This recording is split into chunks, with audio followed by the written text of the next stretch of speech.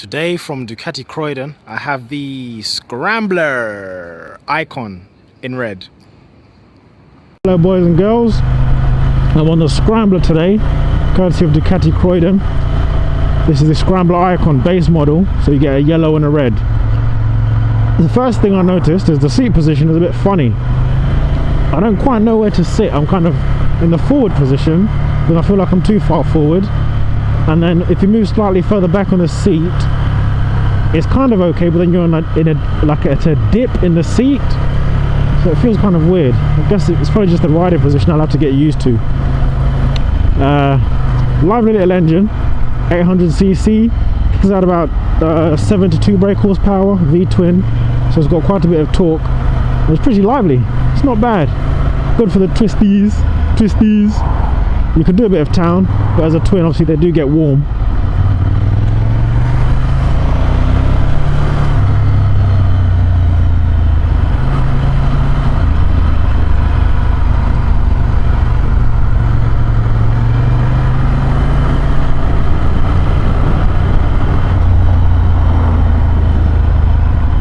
The mirrors aren't too bad. You can move your elbow, you can drop your elbow a little bit and you can see quite a lot. So the mirrors are actually pretty good on these. It's a light bike, weighs about 180 kilos, 185 kilos, so it's not too heavy, especially for the style of the bike. The rake is pretty far forward, the tyre feels like it's like a mile in front of you, but that just might be because I'm used to a different setup of the bike.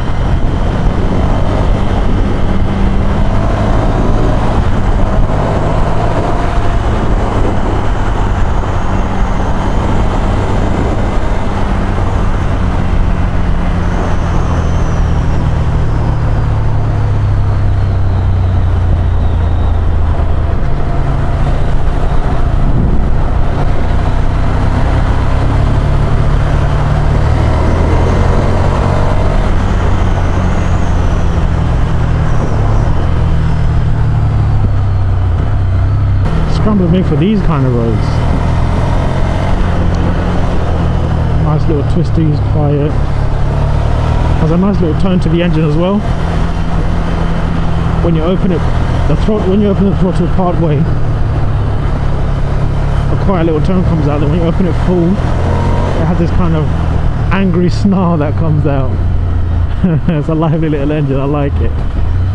I'm getting used to the riding position some more now as well. All right.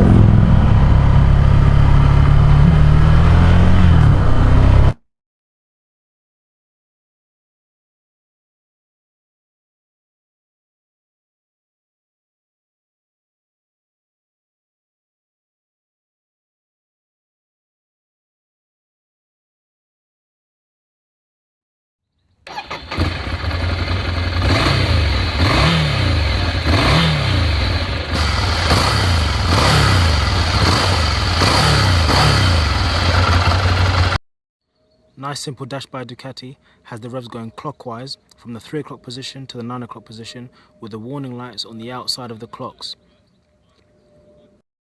For the switch gear, you've got that trigger button there, which is the flash. If you push it down, that's your full beam. You've got your indicator stalk there. If you push it in, the little grey one. If you hold it left, you have your hazards and your mode buttons, which you can cycle through your dash for your trip and your air temperature and your total mileage.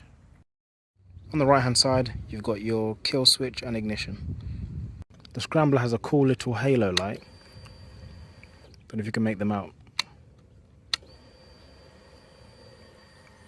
Brembo brakes across the models.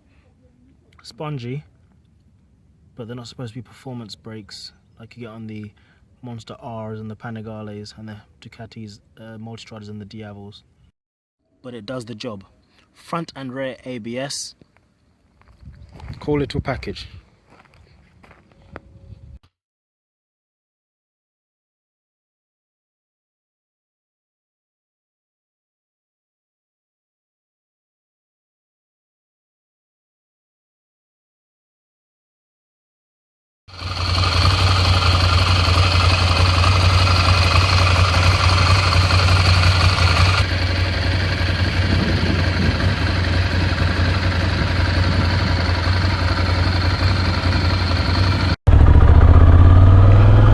So the Scrambler is a cool little bike.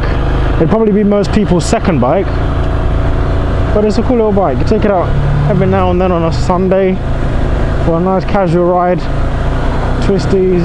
You could do some long journeys on it if you have a comfort seat, but again, you could ride it every day. You could ride it through town. The mirrors are fine, the weight is fine.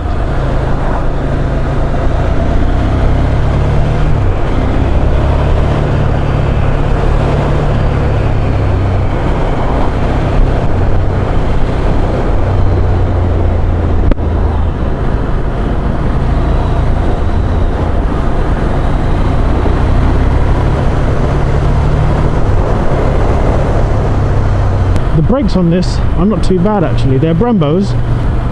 They're a bit spongy when you first apply them, but then if you squeeze them a little bit tighter, then they do have better performance. So again, obviously that's easier for when you're in the towns or twisties, rather than as soon as you touch the lever, it wants to throw you off the front of the bike.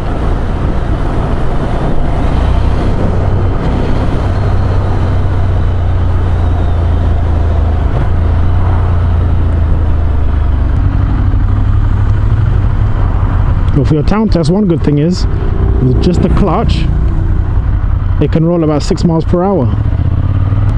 And one more thing, the power delivery is actually pretty linear, even though it's a V-twin. So it doesn't feel so twitchy. It only feels twitchy if you're in a low gear. Sorry, if you're in a high gear at low speeds. But if you're around about 4,000 or 5,000 RPM, it's not too twitchy, or nowhere near as twitchy as you think a V-twin would be, even though it's an 800cc.